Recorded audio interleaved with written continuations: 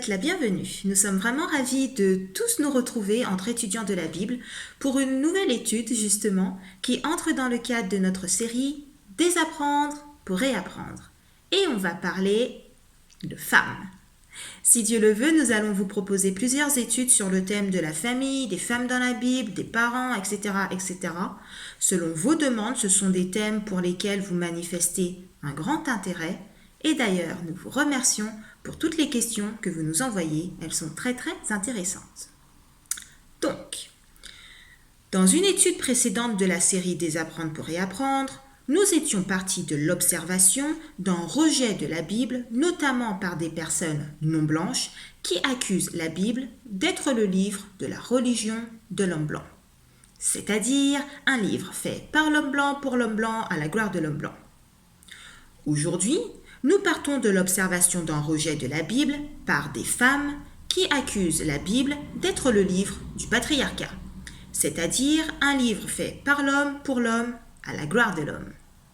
Ce livre du patriarcat donc est accusé de refléter un Dieu misogyne qui donc haïrait les femmes et pour qui la femme ne serait qu'un objet offert au bon vouloir de l'homme. Il y a de nombreuses questions et accusations autour des femmes, donc s'il vous plaît, soyez patients. On va y aller étape par étape, question par question, étude après étude, et on va interroger l'accusation selon laquelle la Bible serait le livre du patriarcat. L'accusation selon laquelle Dieu serait misogyne. Mais dans cette étude, dans cette vidéo, aujourd'hui, nous allons nous concentrer sur un point en particulier. Une preuve de la misogynie de Dieu serait le fait que la Bible cautionnerait le viol de la femme. La Bible ferait la promotion du viol de la femme. La Bible protégerait l'homme violeur et condamnerait la femme violée. Tout le livre serait une ode à la culture du viol.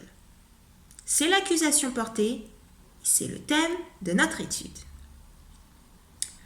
La Bible fait-elle la promotion de la culture du viol et plus spécifiquement du viol même?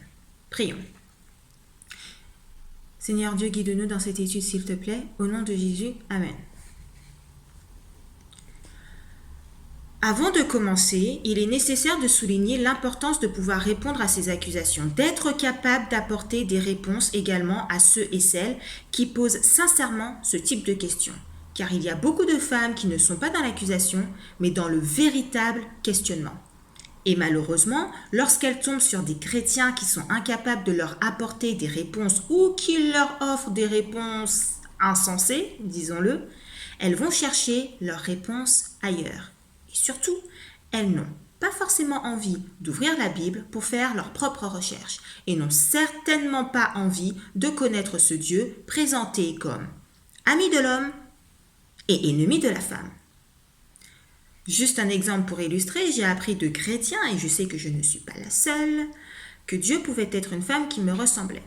J'ai compris avec le temps que c'était une inspiration de ce qui se dit dans le New Age, par exemple, pour formuler des réponses dans l'air du temps qui permettent de gagner des âmes ou d'attirer les jeunes sur les bancs de l'église, comme on dit. Et surtout pour masquer le fait qu'ils ne savent pas forcément répondre, Bible en main, à « Hey, est-ce que Dieu est contre la femme? Est-ce qu'il m'en veut parce que je suis une femme ?» Alors la réponse qu'on donne, c'est « Si Dieu est une femme, alors Dieu ne peut pas être contre la femme. » Pas de problème, que des solutions. Allez hop, question suivante. D'ailleurs, on ne s'attarde pas sur ces questionnements. Beaucoup trop de chrétiens vont juste dire, lorsqu'on leur pose des questions spécifiquement sur le viol, « Ah bah tout ça, c'est dans l'Ancien Testament. Les guerres, le sang, les sacrifices, la lapidation, le viol. Concentrons-nous plutôt sur le Nouveau Testament. C'est plus sympa de ce côté-là. » Pourtant, là est justement un gros problème, puisqu'on laisse le doute planer quant au caractère de Dieu. Amour dans le Second Testament, mais sanguinaire dans le premier? Nous vous recommandons vivement de revoir toute la série Dieu en procès, dans laquelle il y a plusieurs vidéos, à toutes visionner évidemment, mais pour cette étude-ci, nous vous conseillons 3 vidéos qui donnent de très solides éléments de réponse pour une question telle que la Bible fait-elle la promotion de la culture du viol? Il y a Dieu est-il l'auteur du mal? Dieu a-t-il changé dans le Nouveau Testament? Et aussi l'étude sur l'accommodation dans la Bible, primordiale. Nous allons donc passer sans nous attarder sur certains points parce qu'ils ont déjà été traités en profondeur dans ces vidéos justement. On part donc du principe que ce sont des acquis, mais vraiment n'hésitez pas à vous y reporter. Ok? Alors, on va venir à la question du viol en répondant à la question « La Bible protège-t-elle l'homme violeur en même temps qu'elle punit la femme violée ?» Mais avant, il nous faut d'abord situer le contexte dans lequel l'accusation n'est pas seulement portée, mais surtout minutieusement travaillée et nourrie. En effet, la Bible est rejetée car elle ferait la promotion de la culture du viol. Qu'est donc cette culture du viol? La culture du viol est définie par le Women's and Gender Center de la Marshall University comme un environnement dans lequel le viol est prédominant. Un environnement dans lequel les violences sexuelles à l'encontre des femmes est normalisée, excusée et justifiée, notamment dans les médias et dans la culture populaire. Cette culture du viol se manifeste et se pérennise notamment à travers un langage misogyne, une perception du corps de la femme comme étant un objet, la glamourisation des violences sexuelles, etc., etc. Tout cela crée une société qui n'a aucun égard pour les droits et la protection des femmes. Pour exemple de glamourisation des violences sexuelles, il y a de plus en plus de films accessibles à tous sur des plateformes familiales qui décrivent des scènes de violences sexuelles, des scènes où les femmes sont maltraitées au nom de l'amour. Mais ces films sont répertoriés dans la catégorie romance. Donc la culture du viol ne fait pas référence qu'à l'acte du viol, mais à toutes les attitudes qui constituent des violences sexuelles à l'encontre des femmes. En d'autres termes, nous sommes dans une société profondément patriarcale définie par l'homme, et ce depuis belle lurette, c'est-à-dire une société dans laquelle l'homme tout-puissant est forcément privilégié. Dans une société patriarcale telle que définie par l'homme, je souligne, la femme est définie et traitée comme inférieure à l'homme. Elle n'a aucun droit, ou alors aujourd'hui ses droits ne sont pas égaux à ceux de l'homme. La femme n'est rien, n'a aucun droit et doit être soumise à l'homme. Et la définition de cette soumission est « Femme, tu n'existes que dans l'unique but de servir et satisfaire les moindres désirs de l'homme. » Cette définition de la soumission n'est en rien biblique. Ce sera approfondi dans une prochaine étude, ne vous inquiétez pas. Dans cette logique du « femme, toi, objet pour homme », le corps de la femme est justement un objet qui appartient à l'homme qui a alors le droit d'en abuser pour satisfaire notamment ses désirs sexuels. C'est parce que nous sommes dans une société patriarcale que cette logique est complètement normalisée, banalisée et transmise depuis des générations comme une évidence, comme une vérité. C'est pour cela que nous parlons de culture du viol. Ok? D'ailleurs, dans une société où l'homme a le droit de disposer de la femme comme bon lui semble, nous ne reconnaissons pas forcément les violences sexuelles à l'encontre des femmes. Nous pouvons alors inconsciemment nourrir cette culture. Je prends l'exemple avec le harcèlement sexuel, qui est une manifestation de la culture du viol. Nous parlons de harcèlement sexuel que depuis très récemment, le terme reste assez nouveau mine de rien. Pourtant, le harcèlement sexuel a toujours existé. Mais tant qu'on n'avait pas le terme harcèlement sexuel, on ne pouvait pas en parler. On ne pouvait pas le distinguer comme une violence sexuelle, car il a toujours été normal. Et aujourd'hui, nous voyons que nous avons encore du mal, même pour des femmes, à savoir ce qui relève ou non du harcèlement sexuel, car il a toujours été normal et même glamourisé. Beaucoup d'hommes s'insurgent en disant qu'aujourd'hui, ils ne peuvent plus rien dire ou faire au risque que leurs blagues ou leurs gestes soient considérés comme déplacés ou comme relevant de harcèlement sexuel. Le bon vieux temps leur manque. Et pourquoi ? Parce que jusqu'à très récemment, ces attitudes n'étaient pas remises en question. Elles n'étaient pas pointées du doigt, elles n'étaient pas dénoncées. Dans un patriarcat où l'homme a toute liberté sur la femme, une main dans le bas du dos ou sur les fesses est tout à fait normale. C'est son droit. Et on va encore plus loin. Dans ce monde fait par l'homme pour l'homme à la gloire de l'homme, disposer sexuellement du corps de la femme est le droit de l'homme et même un droit accordé par Dieu. C'est en tout cas ce qui est avancé. Justement, des féministes suggèrent que cette culture du viol trouverait son origine dans la Bible. Elles notent que les hommes ont imposé leur patriarcat car ils sont soutenus, ou seraient soutenus plutôt, par Dieu lui-même.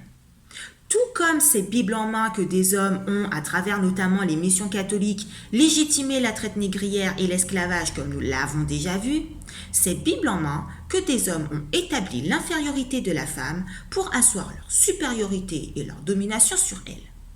Selon ces hommes, cette supériorité leur serait octroyée selon la volonté de Dieu. Et ils ont mobilisé et continuent de mobiliser la Bible pour le prouver. Ils ont établi que la Bible était claire quant à la position de soumission que doivent avoir les femmes vis-à-vis des hommes. Nous verrons dans une autre étude cette soumission et comment ils ont justement mobilisé la Bible. Donc ne vous inquiétez pas, on va vraiment aller en profondeur comme je vous disais plus tôt, soyez patients. Pour l'heure, notons ce que nous avons déjà noté lorsque nous interrogions la traite négrière, l'esclavage, la supériorité de l'homme blanc soi-disant établie dans la Bible. Il faut faire la différence entre ce qui vient de l'homme et ce qui vient de Dieu. Il faut faire la différence entre ce qui vient de la Bible et ce que l'homme a fait de la Bible, la manière dont il a tordu les Écritures dans le but de satisfaire ses ambitions personnelles. Donc en 1895, Elizabeth Cady Stanton et ses contemporaines ont justement publié The Woman's Bible, la Bible de la femme. Elles ont relevé tous les points détournés par les hommes pour imposer leur supériorité, asseoir leur domination et pérenniser la culture du viol, c'est-à-dire un environnement dans lequel les violences sexuelles à l'encontre des femmes est complètement banalisé. Pourtant, soulignons quelque chose d'important. Nous parlons de points détournés par les hommes, c'est-à-dire des passages bibliques mobilisés par les hommes selon leur propre interprétation. Pourtant, la conclusion de toute cette affaire est « La Bible n'est donc pas un livre pour les femmes. Si l'homme mobilise la Bible pour asseoir domination, supériorité, misogynie et sexisme, alors la Bible est un livre qui prône domination, supériorité, misogynie et sexisme. Au lieu de conclure qu'il faut désapprendre tout ce qui a été tordu et imposé par l'homme et qui n'est absolument pas biblique, on conclut que la Bible est misogyne car Dieu est misogyne. C'est incompréhensible et malhonnête. Selon Stanton, la Bible et l'Église ont été les plus grands obstacles de l'émancipation de la femme. Ainsi, si une femme veut se libérer du patriarcat oppressant, du sexisme, des discriminations, de la misogynie, etc., elle doit se débarrasser de l'obstacle à sa liberté. Et cet obstacle serait donc la Bible. Vous avez compris ce qui se trame. Tout est matière à accuser Dieu. Tout est matière à accuser la Bible. On déclare la Bible livre de haine, et ce, dans plusieurs sphères, à plusieurs niveaux. Grosso modo, à l'heure actuelle, ce qui est déclaré, c'est que tous les groupes opprimés sont opprimés par Dieu et sa parole. Ici, La Bible est déclarée comme un livre de haine entravant l'émancipation et la liberté des femmes. Certains vont carrément appeler à rejeter la Bible pour se tourner vers des religions et des spiritualités qui mettent en avant et en priorité les femmes, et qui en font même des déesses, les mères de l'humanité, et qui mettent la femme au centre de toute chose ou dans une supériorité par rapport à l'homme. Et ces courants ont déjà imprégné le christianisme. D'autres vont réécrire la Bible afin qu'elle s'adapte aux revendications de l'époque. On va faire des Bibles pour les femmes, dans lesquelles on relève et efface tout ce qui est considéré misogyne et archaïque. On réécrit une Bible adaptée aux revendications féministes. Pourtant, et encore une fois, le problème n'est pas la Bible, mais ce que l'homme a fait de la Bible. La Bible n'a pas besoin d'être adaptée, car la Bible n'est pas misogyne en premier lieu. Mais on fait croire le contraire et on appelle ainsi à rejeter la Bible, à rejeter Dieu, afin de trouver liberté, égalité et amour ailleurs, et de préférence loin de Dieu. Comme les femmes constituent un groupe opprimé, on va chercher la liberté à travers la justice sociale. Ainsi, on montre que la société évolue puisqu'elle agit pour la libération des femmes opprimées, contrairement à la Bible archaïque, désuète et dépassée. Pourtant, cette course à la justice sociale est un écran de fumée. On nous fait croire que maintenant qu'on parle de culture du viol, contrairement à la Bible qui en ferait la promotion, on évolue. Les choses changent. Mais ce n'est pas vrai. C'est un écran de fumée. On a vu l'exemple avec l'affaire Julie lorsqu'on parlait de Babylone et la rééducation sexuelle. Malgré tous les discours sur la culture du viol, on voit qu'on a encore du mal à parler de viol. C'est assez paradoxal, n'est-ce pas? Mais pas tant que ça lorsqu'on comprend qu'en fait, nous sommes dans une relation avec la domination et que la domination fera toujours tout pour garder sa position de dominant.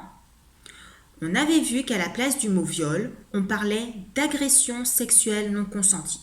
Dès lors, l'agression sexuelle est reléguée au second plan et ce qu'on interroge d'abord, c'est le consentement des victimes. Et d'ailleurs, elles deviennent très vite accusées.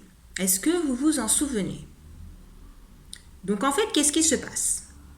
On est dans un cercle vicieux de questions permanentes. On n'évolue pas, contrairement à ce qu'on pense.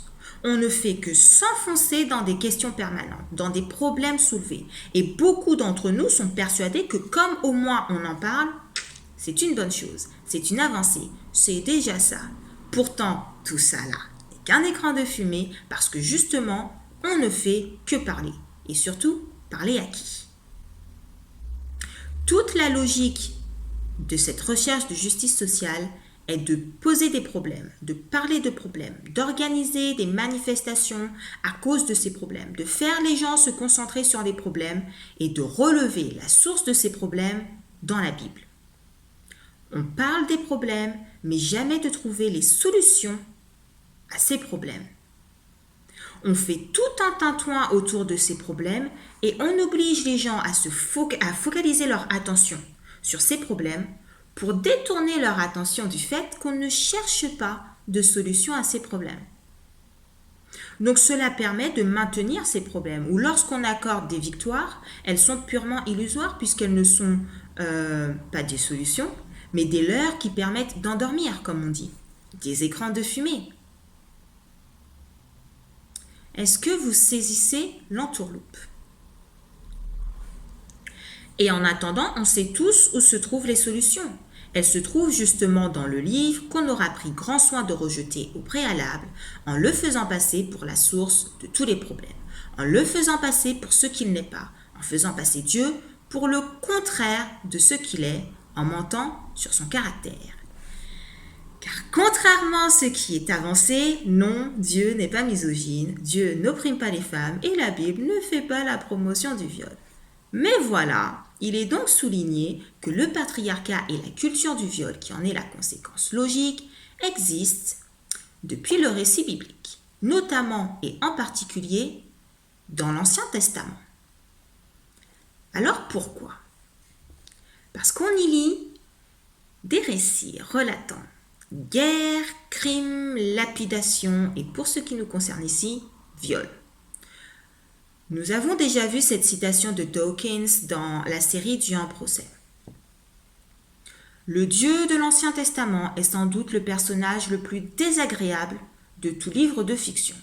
Jaloux et fier de l'être, despotique et impitoyable, rancunier, sanguinaire, assoiffé d'épuration ethnique, misogyne, homophobe, raciste, infanticide, génocide, filicide, nuisible, mégalomaniaque, sadomasochiste, despote, capricieux, hostile. Ce qui se passe, c'est qu'on fait une liste des guerres, des crimes et pour ce qui nous concerne ici, des viols dans l'Ancien Testament. Et on va dire, ah ben vous voyez, Dieu a autorisé cela. Dieu est pour cela. Dieu approuve tout ce qui est mentionné dans la Bible et en particulier dans l'Ancien Testament. Prenons l'exemple de Lot parce qu'il est mobilisé à tout va par plusieurs groupes. Il est notamment mobilisé par les LGBTQ+, et des groupes chrétiens pro-LGBTQ+. Ils assurent que ce n'est pas l'homosexualité qui est l'argument principal de Genèse 19, mais le viol collectif. Le problème est qu'il y avait ces pratiques qui consistaient à connaître les étrangers qui se présentaient dans la ville de Sodome. À leur tour, des groupes féministes vont souligner que pendant qu'on discute homosexualité ou viol collectif, on passe sous silence le véritable problème de toute cette histoire. La morale tordue de Lot. Le viol collectif de 2 hommes, il s'y oppose. Par contre, et à la place, Lot propose sans vergogne ses 2 filles vierges à ce viol collectif. Alors oui, certes, Dieu est intervenu à un moment, mais ça, ce n'est qu'un détail. La question qu'on pose est, voilà donc un homme que Dieu a jugé bon de sauver de la destruction de Sodome et Gomorrhe. Dieu approuve donc qu'un père jette en pâture ses 2 filles à une foule d'hommes en colère pour être violées. Vous voyez? Alors pourquoi est-ce qu'on arrive à cette accusation? Parce que nous lisons l'Ancien Testament avec un voile sur le visage. Nous avons étudié en profondeur cela en étudiant Ésaïe 45, verset 7. C'est pour cela que je ne rentre pas dans le détail. Nous avons vu que l'auteur du mal est Satan, mais que nous avons cette tendance à blâmer Dieu, à accuser Dieu de tout ce qui se passe dans le récit biblique, dans nos quotidiens, dans le monde. Et justement, lorsqu'on lit l'Ancien Testament à travers le Christ, car c'est par lui que le voile est levé, on comprend alors tout l'enjeu de la grande controverse. Surtout, ou également plutôt, on comprend qu'il y a la volonté des hommes et celle de Dieu. On voit que les hommes commettent des choses inqualifiables et jamais Dieu n'a approuvé.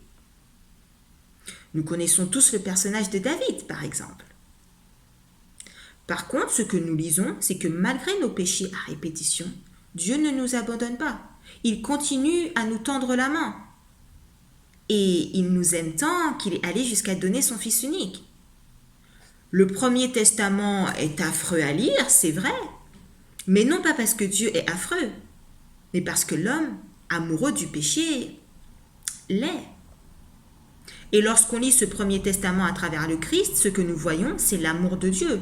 On y voit l'accommodation, le respect du libre arbitre, la permission, mais pas l'approbation. Est-ce que vous vous en souvenez? On prend tous les récits et on fait de leur existence la volonté de Dieu. L'homme pêche, c'est la volonté de Dieu. L'homme commet meurtre, adultère, viol, c'est Dieu qui est accusé de ces choses. Cela n'a absolument aucun sens. Pour terminer avec ce point, je voulais parler d'un argument qui n'est absolument pas fondé, mais qui prend de plus en plus d'ampleur dans des discussions étudiantes notamment.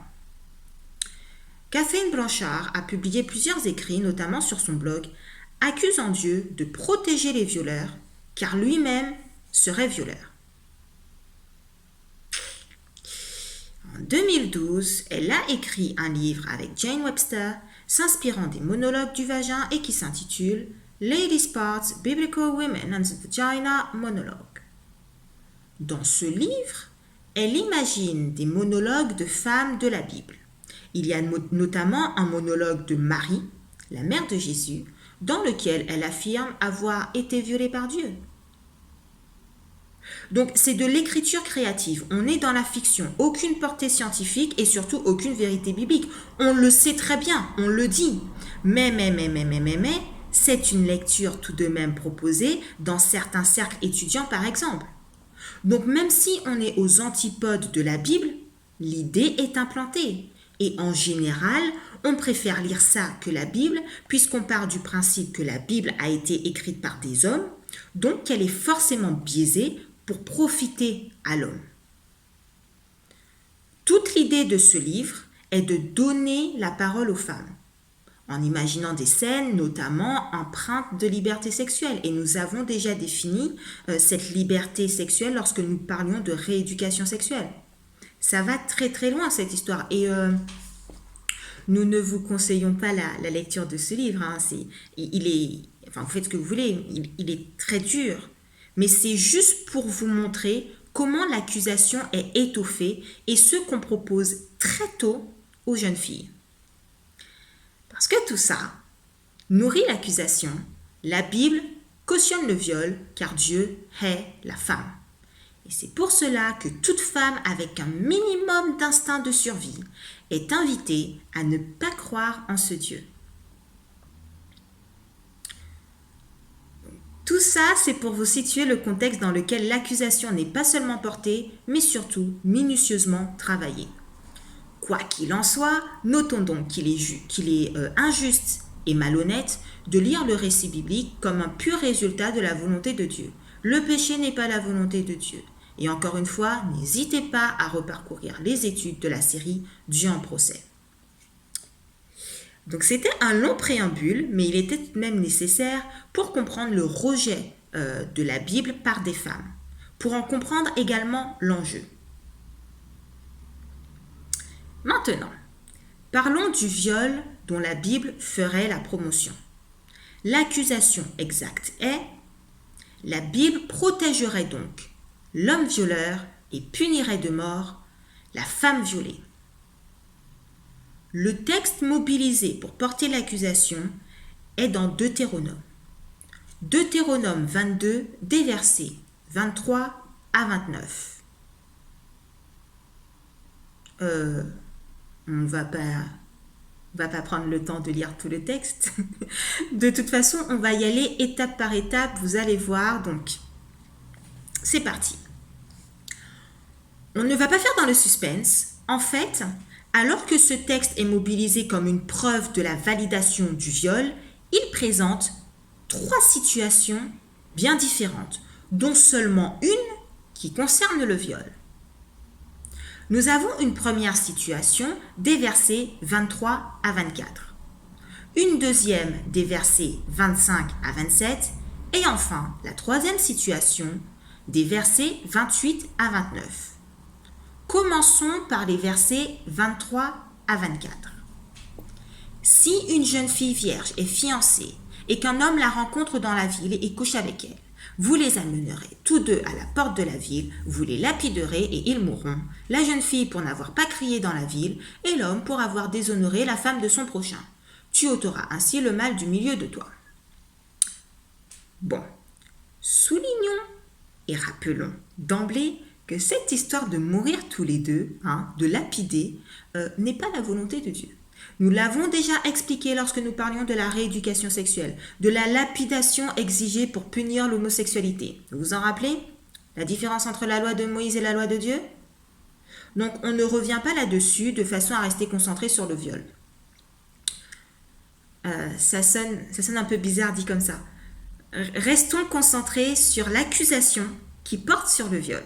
Voilà. On cherche à répondre, est-ce que la Bible cautionne le viol? Ici, donc, nous lisons une situation où un homme rencontre une femme fiancée et couche avec elle. Il s'agit d'une situation d'adultère entre deux adultes consentants. La femme est fiancée, l'homme couche avec cette femme engagée, adultère. À la différence, dans le verset 25, nous lisons « Mais si c'est dans les champs que cet homme rencontre la jeune femme fiancée, lui fait violence et couche avec elle, l'homme qui aura couché avec elle sera puni de mort. » Nous avons une indication en plus. Il lui fait violence et couche avec elle. Là, nous sommes dans une situation de viol. Et que lit-on ? L'homme, et uniquement l'homme, sera puni de mort. Tu ne feras rien à la jeune fille, elle n'est pas coupable d'un crime digne de mort, car il en est de ce cas comme de celui où un homme se jette sur son prochain et lui ôte la vie. La jeune fille fiancée, que cet homme a rencontrée dans les champs, a pu crier sans qu'il y ait eu personne pour la secourir. Première situation, adultère, ils sont condamnés. Deuxième situation, viol, le violeur est condamné, pas sa victime. Cependant, là, il va y avoir deux problèmes. Tout d'abord, beaucoup lisent deux situations de viol ici. La première situation, la femme violée qui n'a pas crié est condamnée. La deuxième, la femme violée qui a crié n'est pas condamnée. On lit alors un cas de victim blaming, qui est une manifestation de la culture du viol. Le victim blaming est une situation où on blâme les victimes, ici de viol. Par exemple, et malheureusement, dans l'actualité, nous voyons que beaucoup de femmes victimes de viol ont peur de le signaler car elles craignent qu'on les blâme. Ça passe par des questions du type « Ok, mais que faisiez-vous dehors à cette heure-ci ? Vous l'avez cherché. Et comment étiez-vous habillé ? Vous l'avez définitivement cherché. Ou encore, mais vous vous êtes laissé faire, vous n'avez pas crié, vous n'avez pas appelé à l'aide.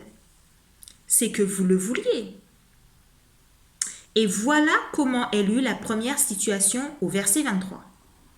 Pourtant, notons qu'il n'est pas question de faire violence, contrairement à la situation au verset 25. Regardons par exemple ce qui se passe dans 2 Samuel 13. Alors pour le contexte, il s'agit du viol incestueux dont est victime Tamar. Au verset 14, nous lisons « Mais il », donc il pour Amnon, « mais il ne voulut pas l'écouter. Il lui fit violence, la déshonora et coucha avec elle. » Il lui fit violence. Ensuite, au verset 19, Tamar répandit de la cendre sur sa tête et déchira sa tunique bigarrée. Elle mit la main sur sa tête et s'en alla en poussant des cris. Elle a crié, sous-entendu à l'aide, car elle a été violée. La femme dans Deutéronome 22, versets 23 à 24, n'a pas crié à l'aide car l'homme ne lui a pas fait violence pour coucher avec elle. Est-ce que vous voyez ? Il ne s'agit pas d'une situation de viol, mais d'une situation d'adultère. De plus, dans les champs, la jeune fille a pu crier, mais il n'y a eu personne pour l'aider, personne pour lui venir en aide. Donc ça veut dire qu'il n'y avait aucun témoin. Et pourtant, on voit qu'on n'est pas dans un cadre de victim blaming, puisque la parole de la jeune fille n'est pas remise en question. Vous voyez ? Le second problème se lève lorsque nous lisons les versets 28 et 29. Donc la troisième situation. Si un homme rencontre une jeune fille vierge non fiancée, lui fait violence et couche avec elle, et qu'on vienne à les surprendre, l'homme qui aura couché avec elle donnera au père de la jeune fille 50 cycles d'argent, et parce qu'il l'a déshonorée, il la prendra pour femme, et il ne pourra pas la renvoyer tant qu'il vivra. Nous retrouvons exactement la même formule qu'au verset 25 qui décrit une situation de viol. Lui fait violence et couche avec elle. Donc il s'agirait ici aussi d'une situation de viol. Mais cette fois-ci, la femme n'est pas fiancée. Là, on lit que non seulement la pauvre fille est violée, mais qu'en plus son violeur n'est inquiété que de 50 cycles d'argent. Et pire, la victime doit épouser son violeur. L'accusation alors portée est la suivante. Lorsqu'une fille est fiancée, son violeur, est puni de mort parce qu'il a porté atteinte à la propriété d'un autre homme. Et ça, c'est grave. Mais lorsqu'elle n'est pas fiancée, c'est ok. Et il a même le droit de l'épouser, tandis que son père, à elle, reçoit de l'argent. Est-ce vraiment ce qui se passe ici? Ce qui est intéressant, c'est lorsqu'on regarde dans la King James. La situation au verset 25 est décrite en ces termes. But if a man find a betrothed damsel in the fields, and the man force her and lie with her. And the man force her and lie with her. Cela signifie que l'homme utilise la force pour coucher avec elle. En français, dans la Louis II, lui fait violence et couche avec elle. Situation de viol. Au verset 28, nous retrouvons en français la même formule. Lui fait violence et couche avec elle. Mais, dans la King James, il n'est pas question de the man force her and lie with her, mais de lie hold on her and lie with her. Pour une même formule en français, nous avons deux traductions différentes en anglais. Est-ce que vous voyez? Cela dit, pour les anglophones également, ceci est considéré comme une situation de viol, puisque to lay hold on someone signifie se saisir de quelqu'un.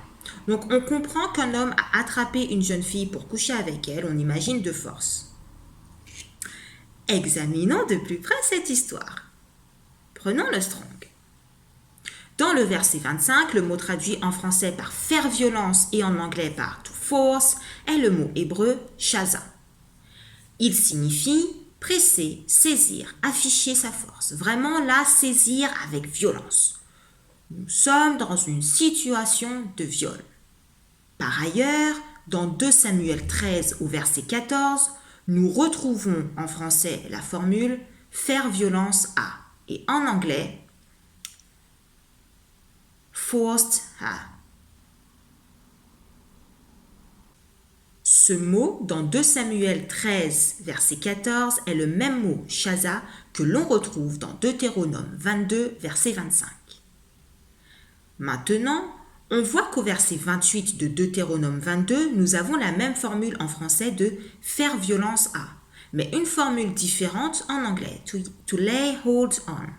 Ce mot-là est le mot hébreu « tafas » et non « shaza ». Il signifie « saisir dans le but de manier », employer habilement, manipuler. Nous avons deux termes différents car ce sont deux situations différentes. Le français opte pour la même traduction des deux mots. Shaza et tafas sont traduits par faire violence. L'anglais propose deux traductions différentes, mais comme nous l'avons déjà vu avec le mot châtier, le problème est que nous donnons notre propre définition à certains mots. Au verset 25, nous sommes dans une situation de viol, mais au verset 28, nous sommes dans une situation de séduction. La jeune fille se laisse séduire par l'homme qui couche alors avec elle. L'homme a fait pression sur la femme dans le sens qu'il l'a poursuivie de ses assiduités. Ok? Dans son livre Is God a Moral Monster, Paul Copan souligne qu'à l'époque, dans l'ancien Proche-Orient, il était difficile pour une femme non vierge de trouver un époux. Et que c'est pour cela que l'homme avec lequel la femme avait couché payait la dot et la prenait pour femme, si le père et la fille acceptaient. De plus, le livre de Deutéronome est une répétition de la loi. Et justement, ce passage de Deutéronome 22, versets 28 et 29 répète Exode 22, verset 16. Si un homme séduit une vierge qui n'est point fiancée et qu'il couche avec elle, il paiera sa dot et la prendra pour femme. Séduit. Dans la King James, and if a man unsees a maid that is not betrothed and lie with her, he shall surely undo her to be his wife. Unsees. Ça signifie attirer, inciter, aguicher, convaincre aussi, bref, séduire. Copan souligne encore quelque chose de très important. Dieu agit dans une société patriarcale afin de diriger Israël vers un meilleur chemin. Ça veut dire que ce n'est pas Dieu qui établit cette société patriarcale, définie comme cette supériorité de l'homme sur la femme. Au contraire, tout contraire. L'homme fait sa société patriarcale, pas Dieu. Et ce que Dieu fait, c'est guider vers un meilleur chemin, qui n'est pas le patriarcat tel que défini par l'homme. Cela montre à quel point il nous aime. Il ne nous laisse pas tomber malgré le péché que nous aimons. Donc on résume la situation jusque-là. La Bible est accusée de faire la promotion de la culture du viol au motif que dans la Bible, il y a des histoires de viol. Si c'est dans la Bible, c'est la volonté de Dieu. Mieux, enfin pire. Si c'est arrivé, c'est que c'est la volonté de Dieu. Cette accusation n'est fondée que sur la croyance erronée selon laquelle Dieu serait l'auteur du mal. Ensuite, Deutéronome 22, versets 23 à 29 est mobilisé pour accuser Dieu de protéger les violeurs et de punir les femmes victimes de viol. Pourtant, ce passage présente 3 situations différentes. Une situation d'adultère, une situation de viol et une situation de séduction. Rappelons que les lapidations et mises à mort en tout genre ne font pas partie de la volonté de Dieu, d'accord? Mais, pour répondre à l'accusation, lorsque nous lisons la situation de viol, donc du verset 25 à 27, non, il n'est pas question de punir de mort la femme victime de viol, mais l'homme violeur uniquement. L'accusation ne tient donc absolument pas. Non, la Bible ne protège pas l'homme violeur pour punir la femme violée. Avant de terminer, il y a encore une petite chose sur laquelle nous devons dire quelques mots, et cela concerne le viol conjugal. Le viol conjugal, c'est-à-dire le viol au sein d'un couple marié. Le mariage est compris par des hommes comme leur droit légitime de disposer du corps de leur épouse quand et comme bon leur semble. Cela n'épargne pas les chrétiens, bien au contraire. Les hommes chrétiens s'appuient même sur la Bible pour justifier violences et viols conjugaux. Et on s'étonne ensuite que de plus en plus de jeunes filles refusent catégoriquement ne serait-ce de penser au mariage. Entre la soumission, dont chacun y va de sa propre définition, et cette histoire de viol conjugal, le mariage apparaît de plus en plus comme un piège permettant à l'homme ses horreurs qu'on appellera alors devoirs conjugaux. Je ne rentre pas dans le détail car cela sera développé dans notre prochaine étude si Dieu le veut. Nous allons voir ce qu'est cette soumission dont on parle. Parce que clairement, ce mariage-là, ça ne vient pas de Dieu. Mais notons tout de même et d'ores et déjà que 1 Corinthiens 7, versets 4 et 5 est mobilisé tantôt pour accuser la Bible de promouvoir le viol conjugal, tantôt, et ce par des hommes chrétiens, pour dire qu'il est de leur droit octroyé par Dieu de disposer du corps de leur épouse et que si elle refuse, c'est normal qu'ils aillent voir ailleurs. Satan a tenté parce que l'épouse a privé. En général d'ailleurs, ce n'est que la première partie du verset 4 qui est citée. La femme n'a pas autorité sur son propre corps, mais c'est le mari. Point. On s'arrête là. Tout comme on ne cite que « Femmes, soyez soumises à vos maris ». Point. Pourquoi? Mais enfin, où est la suite? Paul ne pouvait pas être plus clair.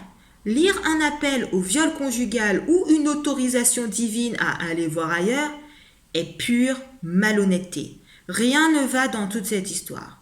Encore une fois, il faut faire la différence entre ce qui vient de l'homme et ce qui vient effectivement de la Bible. Ce que l'homme fait de la Bible et ce qui est effectivement écrit. On ne mobilise que ce qui nous arrange et ensuite on assure que bon, si la Bible dit... Non. Que dit la Bible? Tout le texte parle de réciprocité. Tout le texte met en avant une relation mutuelle, que chacun est sa femme et que chaque femme est son mari, que le mari rende à sa femme et que la femme agisse de même. La femme n'a pas autorité sur son propre corps et pareillement, le mari n'a pas autorité sur son propre corps, etc., etc. C'est assez drôle qu'on trouve le moyen de tourner, tordre bizarrement ce chapitre qui est pourtant on ne peut plus clair et on le mobilise pour justifier, excuser, légitimer des choses dont il n'est absolument pas question ici. Mais étonnamment, on oublie le tout premier verset. Je pense qu'il est bon pour l'homme de ne point toucher de femme. Double malhonnêteté. Paul a dit que le mari peut faire ce qu'il veut du corps de la femme, quand il veut, comme il veut. Allez hop. En tout cas, c'est ce qui est interprété. Mais Paul qui dit qu'il est bon pour l'homme qu'il ne touche point de femme, ça n'arrange pas nos petites affaires. On ne le lit pas. Le rejet de la Bible par des femmes est expliqué également par le témoignage que des chrétiens offrent. On a souvent tendance à pointer du doigt les féministes, et à juste titre. Mais qu'en est-il de notre responsabilité en tant que chrétiens ? Regardez, dans des cercles féministes dits athées, je ne pense pas exagérer en disant que la majorité des femmes en total rejet de Dieu ont grandi dans un foyer chrétien, ont fréquenté les églises chrétiennes, ont eu une éducation chrétienne. Et ce dont elles ont été témoins, fait au nom de Dieu, les a profondément marquées. Bref. Harmonie, réciprocité, respect mutuel, égalité, amour. Voilà ce dont il est question dans la Bible. Nous l'avons déjà répété plusieurs fois. Hommes et femmes ont des rôles différents. Ça ne plaît pas forcément à tout le monde. Et c'est pour cela que des femmes veulent prendre le rôle des hommes. Hommes et femmes ont des rôles différents. Et nous verrons ces rôles. Mais en aucun cas, la Bible n'établit cette différence de rôle comme une inégalité. Il n'y a pas de supériorité de l'homme sur la femme comme cela est compris et pratiqué depuis... On garde ça pour la prochaine fois si Dieu le veut, d'accord ? Rappelons donc qu'il faut faire la différence entre ce qui est de l'homme et ce qui est de la volonté de Dieu. Faire la différence entre ce que l'homme fait de la Bible pour satisfaire ses folies et autres ambitions personnelles et ce qui vient effectivement de la Bible. Sur la question du viol en particulier, non, la Bible ne cautionne pas le viol. Non, la Bible n'offre pas des dispositions qui protégeraient l'homme violeur et puniraient la femme violée. Et non, la Bible n'autorise pas le viol conjugal. Donc voilà. Pour cette grosse question « Dieu hait-il la femme ?», nous voulions d'abord répondre à la question du viol. Par ailleurs, la réponse à cette question sera aussi présentée sous un autre format, puisque nous allons répondre à plusieurs de vos questions dans des podcasts de plus ou moins 10-15 minutes. Cela nous permettra de vraiment saisir les thèmes, de comprendre de quoi on parle, d'étudier en profondeur pour être en mesure de répondre précisément, etc. etc. Nous allons vous faire parvenir les liens dans les différents groupes, pas de panique. D'ailleurs, nous vous remercions pour les questions que vous nous posez et n'hésitez pas à nous faire part de toutes vos questions sur venez.et.raisonnant@gmail.com. N'hésitez pas à nous donner un petit coup de pouce sous cette vidéo et à partager l'étude aux femmes de votre entourage ainsi qu'aux messieurs, évidemment. Toute l'équipe Venez et Raisonnons vous souhaite une bonne fin de journée, un magnifique sabbat et nous vous disons à bientôt, si Dieu le veut, pour une prochaine étude.